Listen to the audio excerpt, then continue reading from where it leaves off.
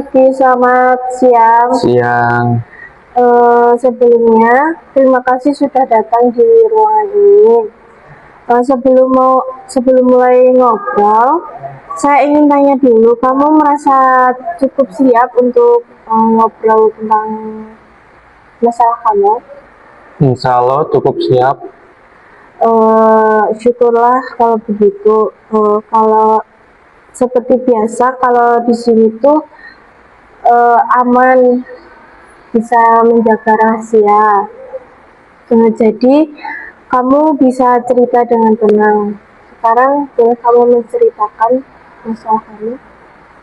Jadi gini, saya itu di sekolahan mempunyai masalah belajar gitu. Seperti saya itu takut kalau nilai saya itu akan rendah karena saya itu jarang belajar gitu. Jadi begitu. Saya bisa bayangkan tekanan belajar yang kamu rasakan. Ujian memang sering bikin kamu cemas. Bisa ceritakan sedikit apa yang paling membuat kamu merasa tertekan? Sebenarnya kalau yang membuat saya tertekan itu dari orang tua sendiri ya, karena kadang orang tua saya itu menuntut saya supaya nilai saya itu bagus, gini-gini, dan supaya hasil nilai saya itu memuaskan. Kadang kalau misalnya mereka tahu saya tidak belajar atau apa, mereka akan memarahi saya. Itu bagus sih, kalau menurut saya itu bagus. Cuman bagi saya itu suatu tekanan. Itu gejala yang sering terjadi saat seseorang mengalami kecemasan tinggi.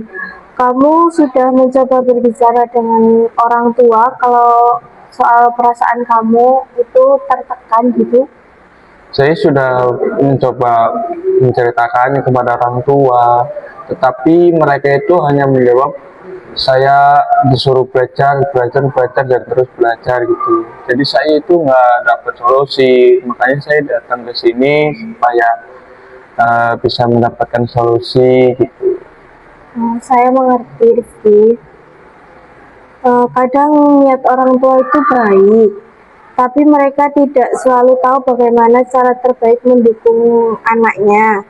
Kamu merasa tidak dimengerti, dan itu bisa menambah beban emosional kamu. Apakah kamu merasakan dampak lain dari tekanan ini, misalnya jadi sering marah, sedih, atau cemas yang lainnya? Eh, Kalau saya sering marah itu enggak sih ya, tetapi mood saya itu sering berubah-ubah gitu. Kadang semangat, kadang tidak semangat. Mungkin ya tadi karena tekanan dari nilai-nilai tersebut. Itu hal yang wajar kok. Jadi ketika seseorang merasa kewalahan, itu tuh reaksinya.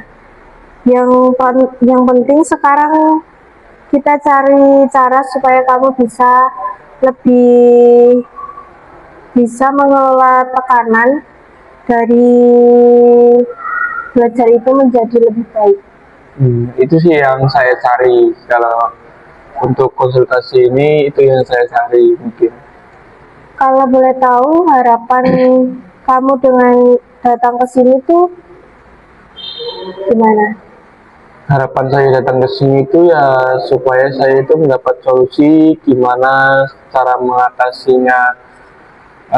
Saya itu supaya apa ya, saya itu giat belajar itu gimana gitu, solusinya gimana. Itu harapan yang sangat realistis. Di sesi selanjutnya kita akan bahas teknik-teknik untuk mengatur stres dan waktu belajar kamu. Untuk belajar yang lebih efektif lagi. Terima kasih. Sama-sama. Kamu sudah ambil langkah yang bagus dengan datang ke ruangan ini. Kamu tidak sendirian dan tidak akan menjalani proses ini sendirian. Jadi kita mencari cara bersama-sama. Eh, Terima kasih ya Rifki sudah mau datang ke sini untuk membicarakan masalahnya. Ya, saya juga terima kasih sudah memberikan solusi dan sudah mau menerima cerita-cerita saya. Iya.